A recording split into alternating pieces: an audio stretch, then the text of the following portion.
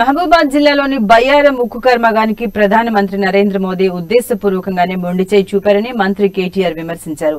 ఇదంతా తన మిత్రుడైన అదానికి లబ్ధి చేకూర్చేందుకే అన్నారు. అదాని వ్యవహారంలో ఇప్పటికే పలుమార్లు కేంద్రంపై నిప్పులు చెరిగిన కేటీఆర్ మరోసారి ట్విట్టర్ వేదికగా మండిపడ్డారు. ఉక్కు పరిశ్రమ రాష్ట్రానికి రాకపోవడం వెనుకున్న ప్రధాని నిర్వాకాన్ని టీఎస్ఎండీఎస్ చైర్మన్ క్రిషాంక్ వెల్లడించారన్న మంత్రి ఆ వివరాలను తన ట్వీట్ కు జత చేశారు. దేశ ప్రజల ప్రయోజనాల కంటే తన స్నేహితుడి ప్రయోజనాలే ప్రధానికి ఎక్కువ కావటం సిగ్గుచేటని దుయ్యబట్టారు.